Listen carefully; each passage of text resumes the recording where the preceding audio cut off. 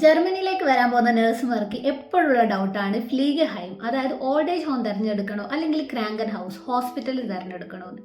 നിങ്ങൾ ഫ്ലീഗഹൈമാണ് തിരഞ്ഞെടുക്കുന്നെങ്കിൽ stress vice നോക്കുകയാണെങ്കിൽ പേഷ്യൻറ്റിൻ്റെ ഭാഗത്തുനിന്ന് 99% നിങ്ങൾക്ക് ഒരു സ്ട്രെസ്സും ഉണ്ടാവില്ല. കാരണം പേഷ്യൻ്റ് ഡിമൻസ് ആയിരിക്കും അല്ലെങ്കിൽ വയസ്സായ പേഷ്യൻ്റ് ആയിരിക്കും. സോ നമ്മൾ അവർക്ക് ഭയങ്കര ഇഷ്ടമായിരിക്കും.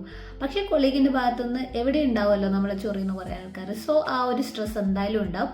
ഹോസ്പിറ്റലാവുമ്പം പേഷ്യൻസ് എല്ലാം അസുഖമായിട്ട് വരുന്ന ആൾക്കാരായതുകൊണ്ട് തന്നെ അവർക്ക് ഒരുപാട് ക്വസ്റ്റ്യൻസും അവരെ റിലേറ്റീവിന് ഒരുപാട് ക്വസ്റ്റ്യൻസും അതുപോലെ തന്നെ നമുക്ക് ഈ ഡോക്ടേഴ്സിൻ്റെ ഓർഡറൊക്കെ പെട്ടെന്ന് മനസ്സിലാവണം. പിന്നെ കൊളീഗ്സിൻ്റെ ഭാഗത്തു നിന്നാണെങ്കിലും സ്ട്രെസ് നമുക്ക് എന്തായാലും ഉണ്ടാവും. പിന്നെ ലാംഗ്വേജ് വെച്ച് നോക്കുകയാണെങ്കിൽ നിങ്ങൾക്ക് ഫ്ലീഗഹൈം ആണ് ഫസ്റ്റ് പോകുന്നതെങ്കിൽ ലാംഗ്വേജ് പഠിക്കാൻ എളുപ്പമായിരിക്കും.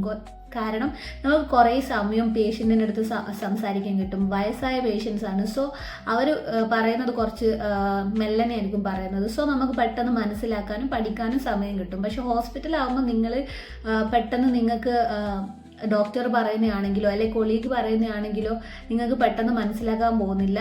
സോ നിങ്ങൾ കുറച്ച് ഹാർഡ് വർക്ക് ഇട്ട് കുറച്ച് സ്ട്രെസ്സൊക്കെ കൊണ്ട് ലാംഗ്വേജ് ഇമ്പ്രൂവ് ആക്കേണ്ടി വരും.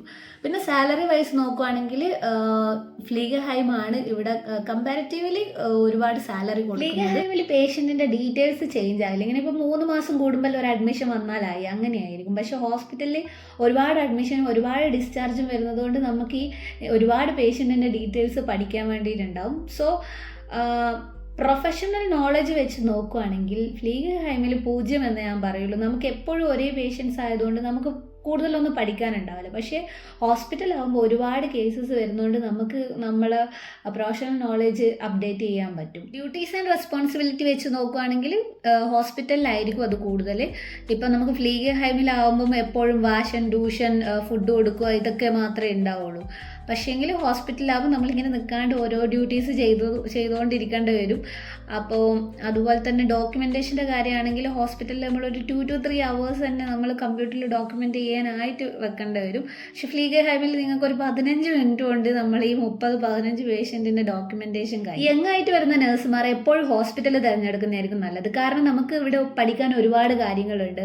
നമുക്ക് ഒരുപാട് ഇപ്പം വൈറ്റർ ബിൽഡും ഹെഡിൻ്റെ പോസ്റ്റൊക്കെ ചെയ്ത് കഴിഞ്ഞ് കഴിഞ്ഞാൽ നമുക്ക് ഇവിടുത്തെ ഹെഡായി നല്ല സാലറിയോടുകൂടി നമുക്ക് ഇവിടെ ജോലി ചെയ്യാൻ പറ്റും.